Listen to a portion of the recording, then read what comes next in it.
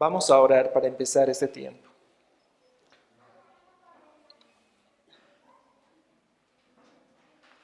Padre nuestro que estás en los cielos, gracias por la oportunidad que nos das de reunirnos con la iglesia y como iglesia, Señor. Gracias porque en medio de situaciones difíciles, para unos más que para otros, Señor, tú tienes cuidado de tu iglesia, de tu pueblo y nos das la oportunidad, el privilegio de poder estar aquí reunidos, de poder cantarte, de poder alabarte, Señor. Confiamos que tu Espíritu Santo está obrando en nuestras mentes, en nuestros corazones, Señor, en nuestro espíritu. Te pedimos que uses este tiempo, Señor, para edificación de tu iglesia. Que me ayudes, Señor, a exponer tu palabra con reverencia, con temor, con fe también, Señor, siendo el primero en confiar en lo que tu palabra enseña de sí misma, Señor. Y sé tú obrando en los corazones de mis hermanos, Señor, que están acá. Muchas veces aún no venimos con un corazón correcto, o a veces estamos agotados, cansados, Señor, pero que ese no sea un tiempo donde solamente estemos sentados, la situación particular que cada uno de nosotros esté atravesando, viviendo, Señor, pero obrando en nosotros, Padre, que no salgamos igual como a veces llegamos, Señor, que podamos estar animados en ti, animados en lo que tú nos vas enseñando, en lo que tú nos vas mostrando, Padre. Ayúdame con la exposición y ayuda también a mis hermanos que están aquí presentes, Señor. Obra en nuestros corazones, Señor, ayúdanos a crecer en confianza en ti, Señor, y en desconfianza hacia nosotros. En el nombre de Jesús, amén. Lo que hasta el momento hemos visto en el capítulo 1 de Santiago es la meta del creyente y lo que Dios usa para que nuestro carácter, nuestro enfoque vaya cambiando, ¿no? Habíamos hablado que nuestro carácter debe ser probado, debe ser templado, que tiene que ser un carácter semejante al carácter de Cristo, ¿no? Y aunque se dice fácil, lo cierto es que la práctica es mucho más complejo. Este carácter será resultado de la paciencia trabajada en nosotros por medio de la prueba de nuestra fe. Y sí, es prueba de nuestra fe, ¿no? Es cuando nuestra fe es probada, cuando realmente se ve el tamaño de nuestra fe. Como el pastor Eduardo decía, ¿no? Cuando creemos que tenemos paciencia, entonces nos casamos y nos damos cuenta que no teníamos paciencia, ¿no? Cuando creemos que tenemos paciencia, entonces llegan los hijos y nos muestra la verdad de lo pequeño que era nuestra paciencia. Cuando creemos que tenemos fe y llega la prueba también, es ahí donde vemos el tamaño de nuestra fe. Lo cierto es que cuando pasamos por estas pruebas, vamos a necesitar sabiduría. Y sabiduría para saber cómo movernos, cómo pensar, cómo actuar en medio de estas pruebas. Y como creyentes, lo que tendríamos que hacer ante esta necesidad de sabiduría para movernos en las pruebas es orar, oración. Y Santiago capítulo 1 dice que Dios va a responder conforme a nuestras oraciones, que tienen que ser oraciones con fe, creyendo y sin dudar. Y entonces Dios derrama sabiduría de lo alto, que es esa sabiduría que tanto necesitamos. Nystrom lo resume bien.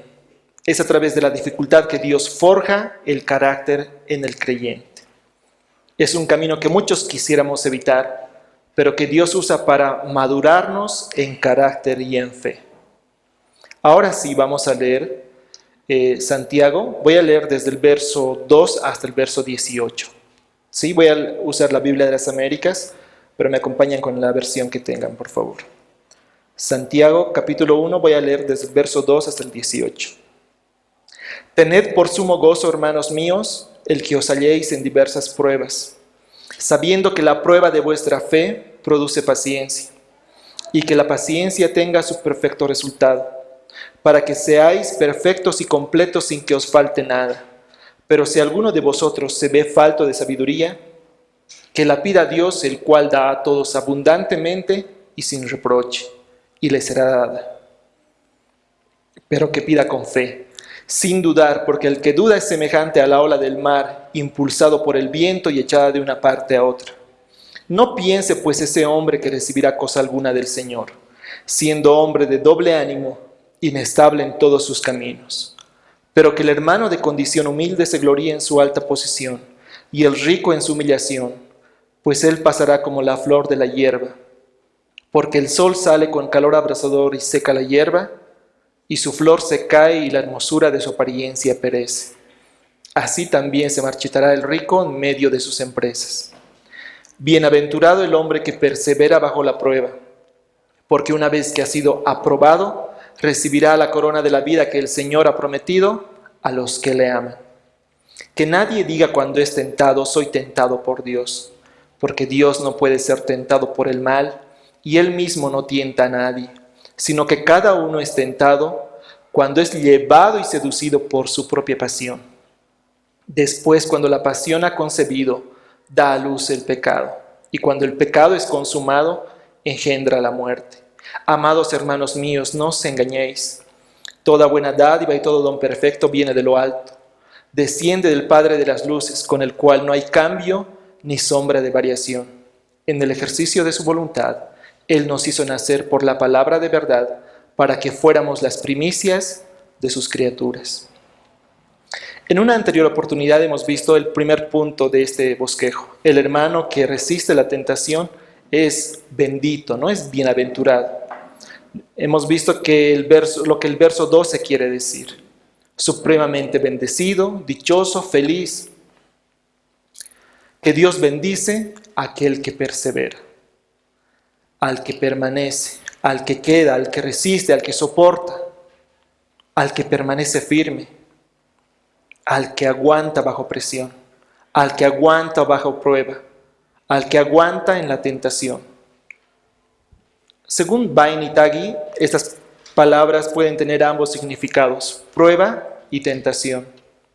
Pruebas enviadas por Dios o tentaciones permitidas por Él. También vimos que esta bendición es para aquellos que han sido probados y después de haber sido probados, han sido declarados por Dios aprobados. Esta recompensa por nuestra fidelidad a Dios en medio de las pruebas y sufrimiento a las que nos enfrentamos en la tierra será en el cielo cuando estemos con Él. Luego habíamos pasado en una anterior oportunidad también al segundo punto de este bosquejo, el origen y el proceso de la tentación. Y el punto que habíamos visto era el gran consuelo, que Dios no tienta a nadie. Y todo esto apuntaba al corazón de Dios, al carácter de Dios. El verso 13 dice que nadie diga cuando es tentado, soy tentado por Dios, porque Dios no puede ser tentado por el mal y Él mismo no tienta a nadie. Así como Dios nos manda a no tentarlo a Él, y recuerden que ese es un mandamiento del Antiguo Testamento, o desde el Antiguo Testamento, Él no tienta a nadie. Perkins define tentar así: tentar a Dios es intentar probar de manera innecesaria la bondad, la misericordia, el poder, la providencia de Dios. Todo partiendo de un corazón que al final de cuentas desconfía de la verdad de la palabra de Dios. Pero Santiago incluso va más allá. No solo dice que Dios no puede ser tentado por mal, sino que también dice que Él mismo no tienta a nadie. También vimos que parece ser necesario este recordatorio. El recordatorio de que Dios no tienta a nadie, porque nuestro corazón va a tender a querer inclinarse a culpar a Dios. Quienes han pasado por diferentes tipos de prueba han debido verlo, han debido vivirlo. Nuestro corazón es engañoso y lo hemos visto desde el principio. Hemos visto el ejemplo en Génesis 3, cuando Adán primero echa la culpa a Eva, pero al final termina echando la culpa a Dios mismo por su propio pecado. Dios no tienta a nadie. Y entonces, ¿cómo explicamos pasajes como cuando Dios le pide a Abraham, por ejemplo, que sacrifique a su hijo? Jamieson Fassett Brown explican la diferencia. Dicen que Dios tentó a Abraham, por así decir, tentó entre comillas, para probarlo, no para seducirlo. Ahí estriba la gran diferencia entre las pruebas que pone Dios o las tentaciones, por ejemplo, de Satanás. Pero esas tentaciones no siempre parten o exclusivamente parten de Satanás. Hoy día vamos a ver el proceso de la tentación que nace en el corazón del ser humano. Y hoy día vamos a continuar con el segundo subpunto del bosquejo, del segundo punto del bosquejo. Atraídos y seducidos por nuestra propia concupiscencia. Lo que Santiago afirma es que Dios no va a seducir, no va a seducir a pecar a nadie. Y sobre esa base continúa con su exposición explicando de dónde nace esa tentación. El verso 14 de Santiago dice, del capítulo 1, sino que cada uno es tentado cuando es llevado y seducido por su propia pasión. Después, cuando la pasión ha concebido, da a luz el pecado. Y cuando el pecado es consumado, engendra la muerte. Amados hermanos míos, no os engañéis.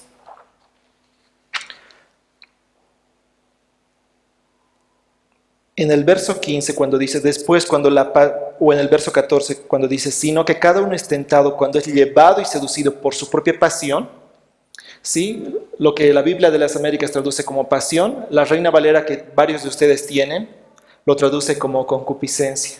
Y en este caso creo que es una mejor traducción. Porque no siempre las pasiones tienen la connotación negativa. Hay pasiones que son buenas. Pero cuando hablamos de concupiscencia, todos entendemos que tiene una connotación negativa, que define mejor la idea negativa que quiere expresar de bajos o bajas pasiones o malas pasiones. Concupiscencia es el deseo inmoderado, deseo exacerbado, apetito desmedido, deseo desordenado hacia lo sexual. Pero no solamente hacia lo sexual, también hacia los bienes materiales. Pero el punto es que a veces cuando escuchamos la palabra concupiscencia, inmediatamente viene a nuestra mente la idea del desenfreno o del desorden en el área sexual. Pero concupiscencia está hablando más que eso. No solamente está hablando de la lujuria, de la lascivia, aunque nosotros directamente lo asociamos con eso. Y la lujuria y la lascivia directamente tienen una connotación sexual. Pero concupiscencia también está hablando de los deseos desordenados hacia los bienes materiales o exacerbados hacia los bienes materiales. Apunta no solo al deseo desmedido por lo sexual, sino también por los bienes materiales, las riquezas. Algún vicio que puede ser, por ejemplo, también la embriaguez, adicciones a drogas. Y hasta ahí, tal vez todos podemos decir, está bien, paso a paso, eso no me toca a mí. Pero ¿y qué tal si son, y en esto los incluye a los jóvenes o a los niños, adicciones a los videojuegos, adicciones a las telenovelas, adicciones a los doramas, ¿no? Que pintadas como series terminan siendo al final telenovelas, adicciones a las películas, o cualquier otro tipo de adicciones, incluso tal vez adicciones al trabajo. El verso 14 nos dice que somos tentados cuando somos atraídos, aunque la Reina Valera traduce como arrastrados, perdón, no es la Reina Valera, la Nueva Versión Internacional, y seducidos por nuestras propias bajas pasiones. Dice atraídos, y la idea parece ser como cuando se intenta atraer a los peces con un anzuelo. Y la idea es, ¿por qué se intenta atraer a los peces con un anzuelo? Para sacarlos de su hábitat. Y cuando dice seducidos, la idea parece ser engañados, inducidos. En otras palabras, estamos respondiendo a lo que abunda en nuestros corazones. Por eso no es que de un día para el otro se cometen grandes pecados, sino que antes hemos ido alimentando eso en nuestros corazones. Y ese es el proceso que está explicando acá en Santiago 1, del 14 al 16. Marcos, acompáñenme con sus Biblias, por favor. Marcos capítulo 7, versos 20 al 23. Marcos capítulo 7, versos 20 al 23.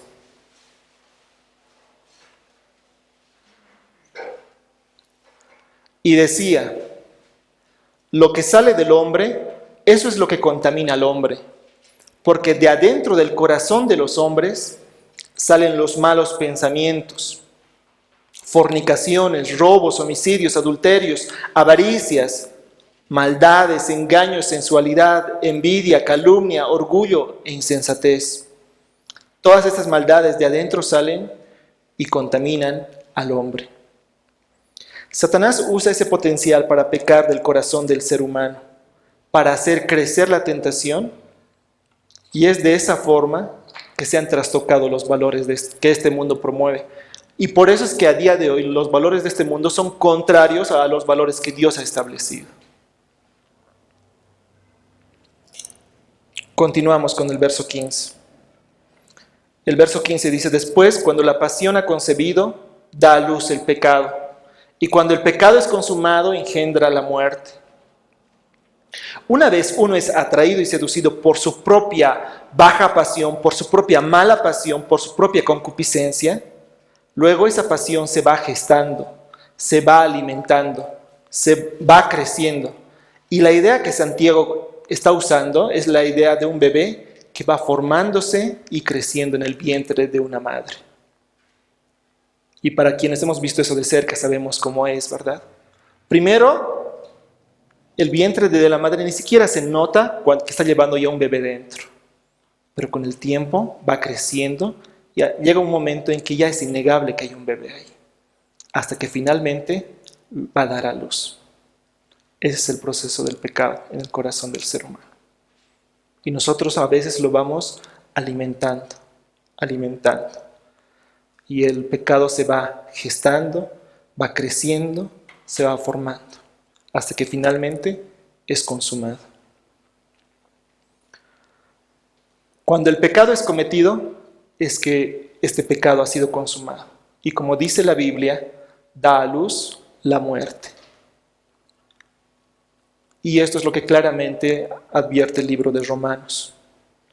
Romanos 6, este verso tan conocido, dice: porque la paga del pecado es muerte, pero la dádiva de Dios es vida eterna en Cristo Jesús, Señor nuestro.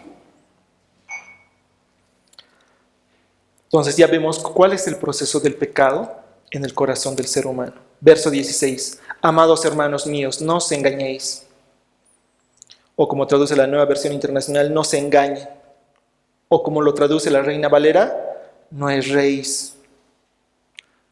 Sea como sea, la idea es fallar al blanco, ¿verdad? Desviarse del objetivo. Este verso es un verso que encaja con la explicación del verso 14 y del verso 15, de cómo se va gestando el pecado, aclarándonos que no nos equivoquemos en cuanto al origen y la gestación del pecado. Porque antes que ha explicado que nuestro corazón es tan para desconfiar de él que terminamos inculpando, buscando un factor externo. Incluso llegamos a culpar a Dios, cuando el origen de ese pecado ha nacido en nuestro corazón.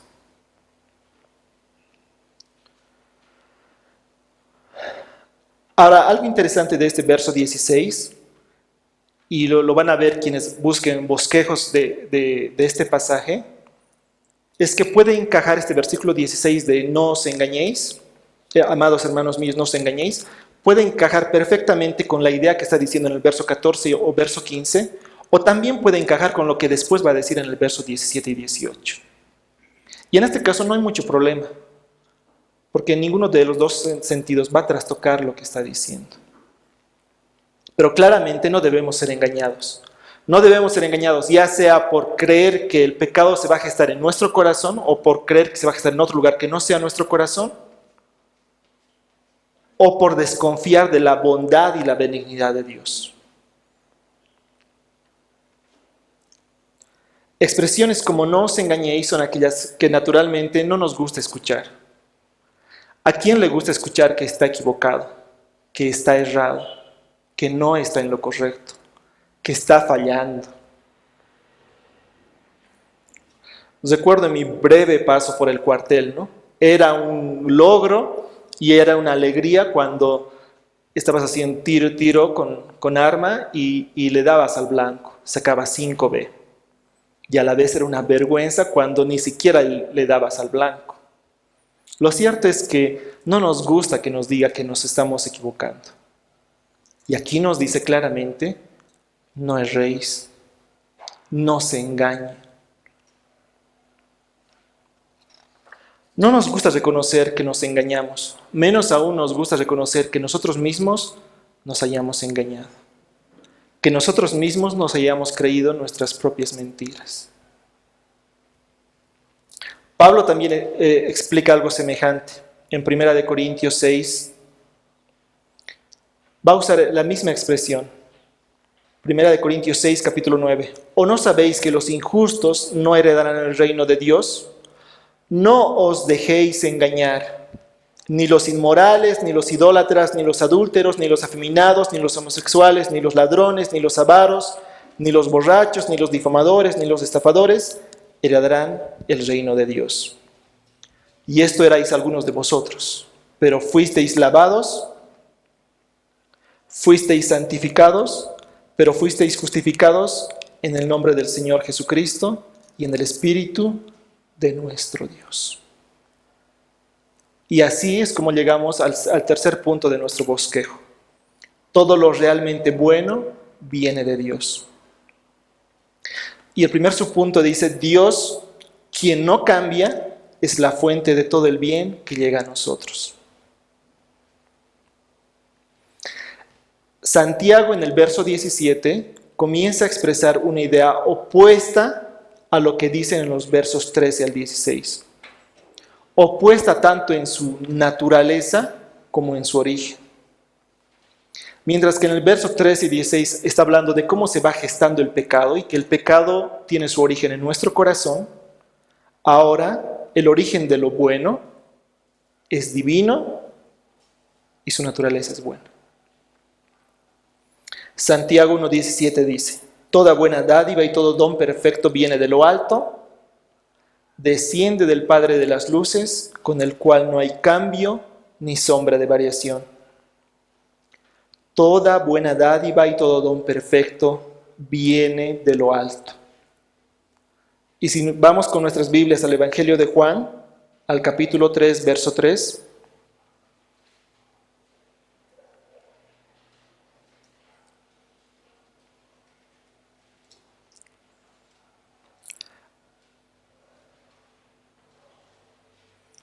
respondió Jesús y le dijo, en verdad te digo, que el que no nace de nuevo no puede ver el reino de Dios.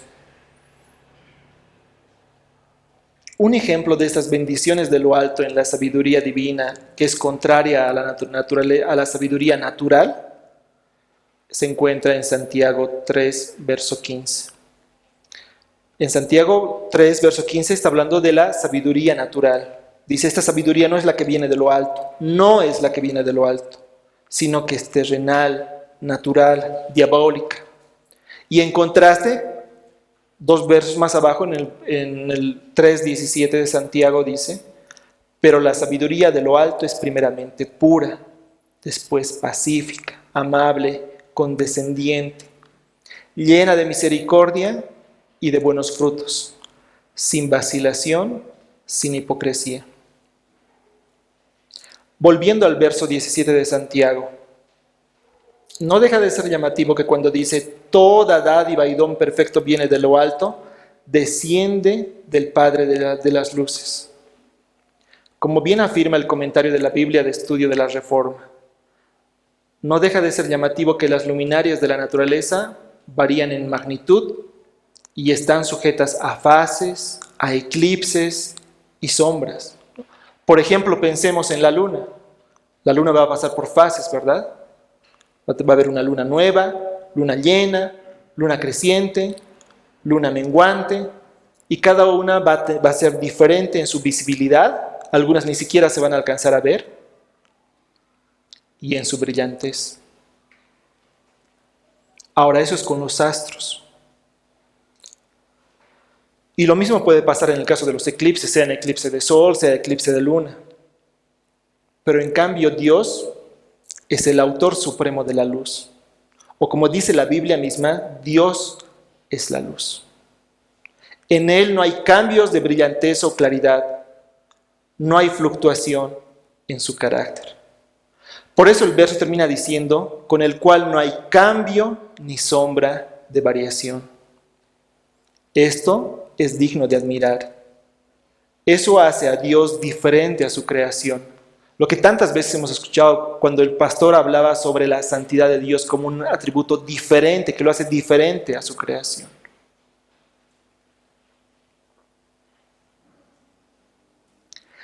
Dios diferente a su creación. Dios diferente a los astros. Dios diferente al ser humano. El ser humano es fluctuante. El ser humano va cambiando en sus gustos, en sus deseos. Y puede pasar hasta en cosas tan sencillas como cuál es tu plato favorito, ¿verdad? Que en determinada época de tu vida sea uno y después sea otro. Que en determinada época de tu vida te guste un deporte y después ya no te guste. Que tus aficiones sean unas y después otras. Pero acá en el verso 17 dice, toda buena dádiva y todo don perfecto viene de lo alto, desciende del Padre de las luces, con el cual no hay cambio ni sombra de variación. Si me acompañan con sus Biblias al Salmo 136, al verso 5,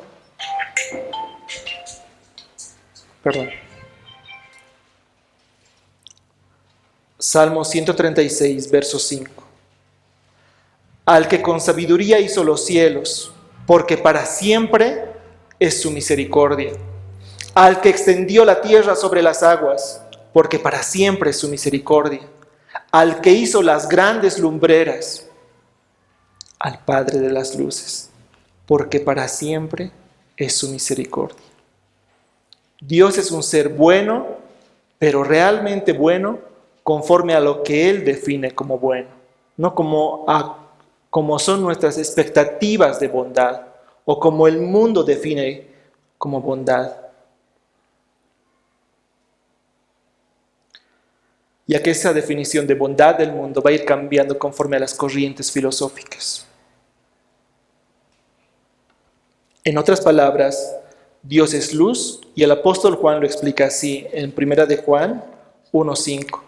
Y este es el mensaje que hemos oído de Él, hablando de Cristo, y que os anunciamos. Dios es luz y en Él no hay tiniebla alguna. Si tendríamos que imaginarnos de manera visual, la intensidad de la luz solar no tendría comparación con la intensidad de la luz de Dios, porque Dios mismo es luz. Para redondear mejor la idea que está transmitiendo Santiago al final de este verso 17, pasamos a Malaquías capítulo 3, verso 6, que está apuntando al carácter mismo de Dios. Porque yo, el Señor, no cambio. Por eso vosotros, oh hijos de Jacob, no habéis sido consumidos. Dios no es fluctuante. No es que Dios un día es bueno y al otro día no tanto. O no es que Dios un día se levanta de malas y se hace pagar con su mal humor o con sus problemas, con su creación. Él por su carácter inmutable no cambia. Dios es bueno todo el tiempo. Yo sé que eso lo hemos escuchado muchos como un eslogan, pero eso es lo que dice la Biblia. Él es justo todo el tiempo. Él es santo todo el tiempo. O como afirma Malaquías, el verso que acabamos de leer, Él es misericordioso todo el tiempo. Pasamos al segundo subpunto. Dios nos ha bendecido dándonos nueva vida. Verso 18 de Santiago 1. En el ejercicio de su voluntad, Él nos hizo nacer por la palabra de verdad, para que fuéramos las primicias de sus criaturas. Esto apunta claramente al Evangelio y que aún la salvación es del Señor. ¿No? Lo que teológicamente se conoce como monergismo. El verso 18 empieza diciendo, en el ejercicio de su voluntad, coincidiendo con lo que expresa el apóstol Juan en el Evangelio que lleva su nombre. Juan, el Evangelio de Juan, capítulo 1, verso 6 dice, otra vez refiriéndose a Jesús, primero a Juan el Bautista. Vino al mundo un hombre enviado por Dios cuyo nombre era Juan. Este vino como testigo para testificar de la luz, a fin de que todos creyeran por medio de él. No era él la luz, sino que vino para dar testimonio de la luz. Existía la luz verdadera, Cristo, que al venir al mundo alumbra a todo hombre. En el mundo estaba, y el mundo fue hecho por medio de él, y el mundo no le conoció. A lo suyo vino, y los suyos no lo recibieron. Pero a todos los que le recibieron les dio el derecho de llegar a ser hijos de Dios.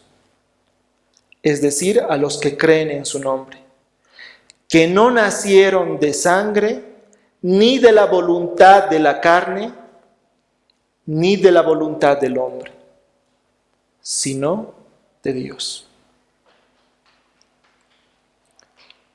Fue voluntad de Dios que la persona, cuando estaba muerta en delitos y pecados, nazca de nuevo en Cristo Jesús, pasando de ser criatura de Dios a ser hijo de Dios. Eso es voluntad de Dios. Quiera Dios que hoy también sea el día que algunos de ustedes se vuelvan de sí mismos, entendiendo lo que hay en sus corazones fuera de Cristo, lo que hemos visto en el anterior punto, que se arrepientan de su maldad y confíen solamente en Cristo. Y que los creyentes podamos perseverar en esa confianza. Es más, que crezcamos en la confianza en Cristo. Y a la vez también crezcamos en la desconfianza en nosotros mismos. Que crezcamos en la desconfianza de nosotros mismos y las inclinaciones que nuestro corazón pueda tener. Porque como lo hemos visto, nuestro corazón es engañoso. El ser humano natural no está enfermo espiritualmente. La Biblia dice, y aunque no es cómodo escucharlo, que está muerto en su pecado. Pero Cristo nos hizo nacer y pasar de muerte a vida, de una condición de muerte espiritual a vida espiritual. Y como la Biblia lo dice, vida en abundancia. El apóstol Pedro en su primera epístola, en primera de Pedro, capítulo 1, voy a leer desde el verso 3, por favor, acompáñenme con sus Biblias.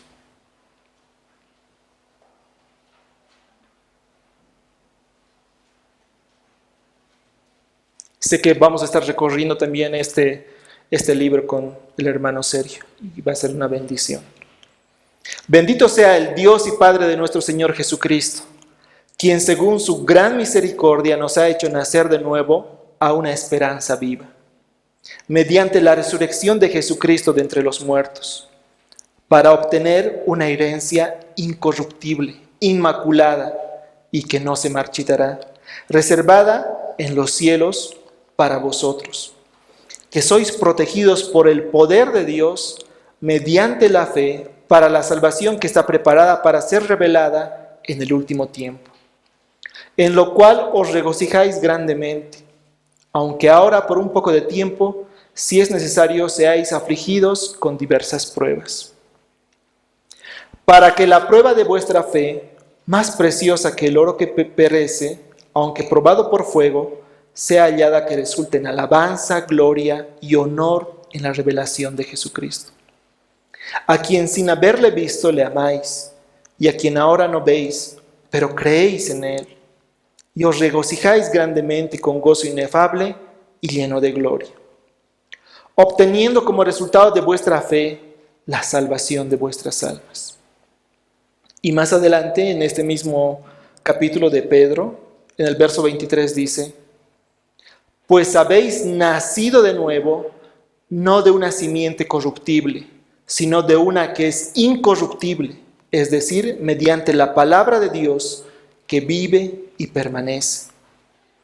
Porque toda carne es como la hierba y toda su gloria como la flor de la hierba. Sécase la hierba, cáese la flor. Mas la palabra del Señor permanece para siempre. Y esta es la palabra que os fue predicada. Y está apuntando a la palabra de Dios. Y si volvemos a Santiago 1:18, precisamente apunta a eso. La palabra de Dios es digna de ser creída, pues es verdad, es fidedigna, es verdadera. Segunda de Corintios, capítulo 6, verso 3. No dando nosotros en nada motivo de tropiezo, para que el ministerio no sea desacreditado, sino que en todo nos recomendamos a nosotros mismos como ministros de Dios, en mucha perseverancia, en aflicciones, en privaciones, en angustias, en azotes, en cárceles, en tumultos, en trabajos, en desvelos, en ayunos, en pureza, en conocimiento, en paciencia, en bondad, en el Espíritu Santo, en amor sincero, en la palabra de verdad, en el poder de Dios, por armas de justicia, para la derecha y para la izquierda, en honra y en deshonra, en mala fama y en buena fama, como impostores, pero veraces, como desconocidos, pero bien conocidos, como moribundos, y he aquí vivimos como castigados, pero no condenados a muerte, como entristecidos, mas siempre gozosos, como pobres, pero enriqueciendo a muchos, como no teniendo nada, aunque poseyéndolo todo. Y Efesios 1:13 dice: en él también vosotros, después de escuchar el mensaje de la verdad, el evangelio de vuestra salvación, y habiendo creído, fuisteis sellados con él, con el Espíritu Santo de la promesa. Parafraseando a Sproul diré: el Espíritu Santo de Dios usará su palabra predicada y aplicada eficazmente en los corazones de sus elegidos. Ahora, hermanos, es nuestro deber acercarnos a Dios y vivir manejando con precisión la palabra de verdad. Compartiendo esa palabra de verdad, predicándola a todos y también a nosotros mismos. Y es que si estamos acá reunidos en su nombre y somos creyentes verdaderos, somos parte de la Iglesia Universal de Dios, tenemos el privilegio de ser las primicias de sus criaturas. Somos la nueva creación del fin de los tiempos. Somos la renovación inicial de toda la creación que eventualmente será restaurada por completo. Cielo nuevo y tierra nueva. Sproul añade: esta nueva vida que experimentan los creyentes aquí y ahora es la primera etapa de la nueva vida de resurrección que será consumada en el fin de los tiempos, con la resurrección física, con cuerpos glorificados. Volviendo a Santiago 1:18, en el ejercicio de su voluntad, Él nos hizo nacer por la palabra de verdad para que fuéramos las primicias de sus criaturas. Cuando frecuentemente escuchaba al pastor Eduardo que nos hablaba de que debíamos desconfiar de nosotros y confiar en Cristo, la verdad es que no entendía bien esta base que hoy día hemos visto. Y lo cierto es que muchas veces tendemos a confiar en nuestros corazones. Y lo que la Biblia dice es que nuestro corazón es indigno de confianza. Y lo que la Biblia también dice es que Cristo es digno de confianza. pero nuestra inclinación natural va a ser confiar en nosotros mismos y desconfiar de Cristo. Debemos esforzarnos por no dejarnos llevar por esa inclinación natural.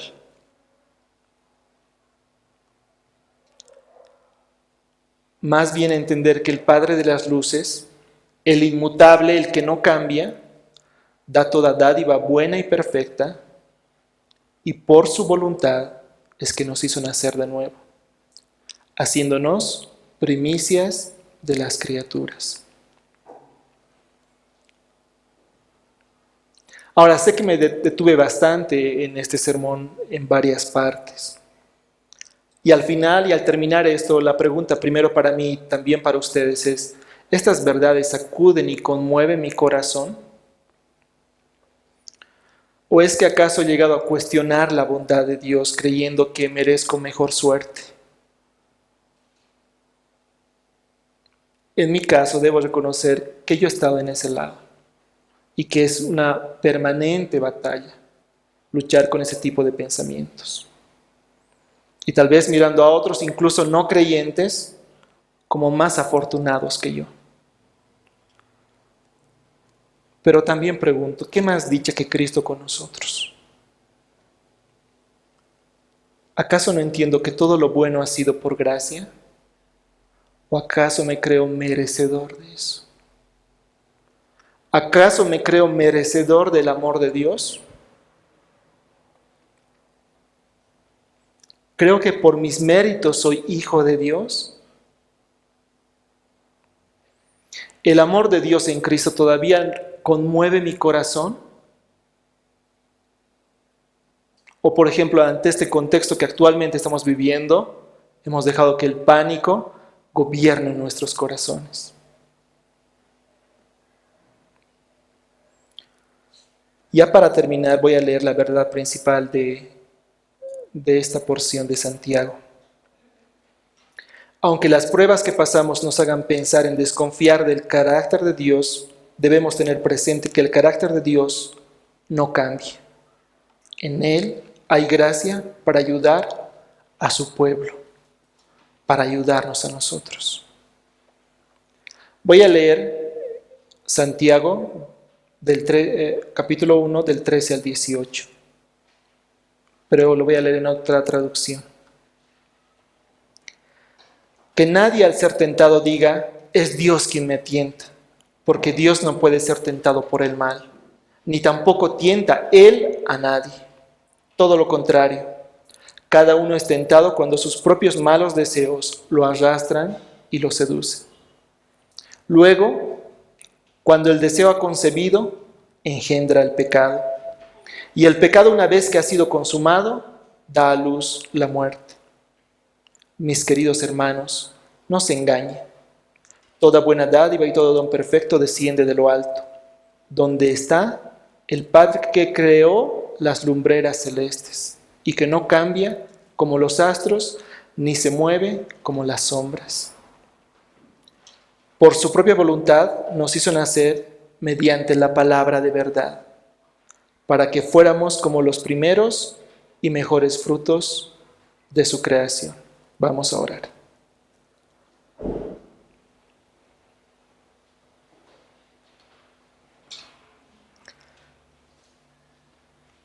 Señor, en principio te queremos pedir perdón porque, como tu palabra dice, Señor, nuestro corazón es engañoso y también conforme a lo que nuestra mente alimenta, te cuestionamos, te reclamamos y creemos que nosotros merecemos mejor suerte. O incluso llegamos a envidiar al no creyente, Señor.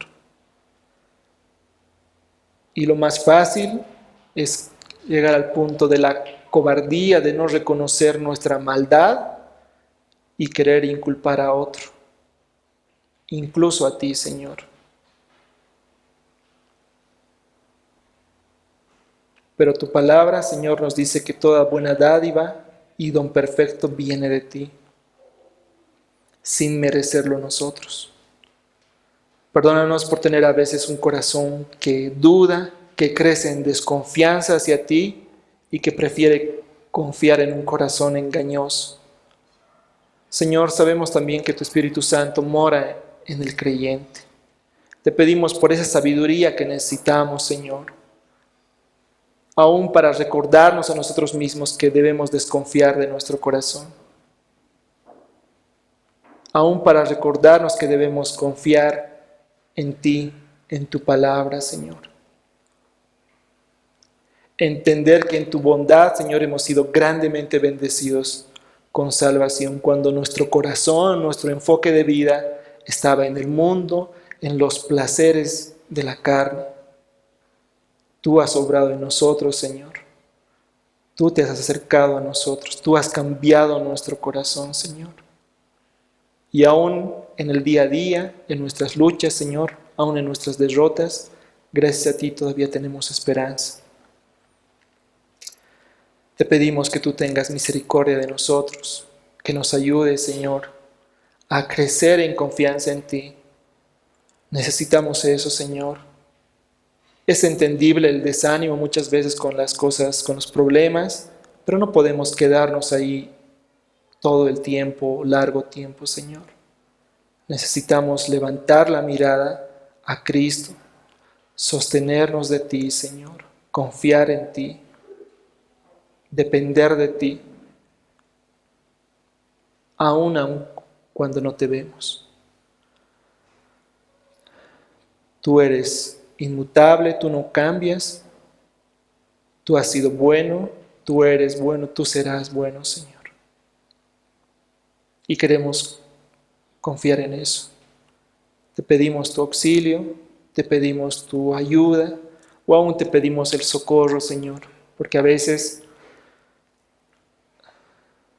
nuestra mente ha alimentado tan mal las cosas, Señor, que vemos más grandes los problemas, Señor, que a ti. Y sabemos que en eso estamos nosotros equivocados, que tú eres todopoderoso y tú eres bondadoso. Gracias, Señor, que seas nuestro auxilio, nuestro socorro, que nos ayudes también en las situaciones personales que cada uno va batallando, pero con el enfoque correcto de desconfiar de nosotros, pero a la vez también confiar más en ti. En Cristo Jesús. Amén.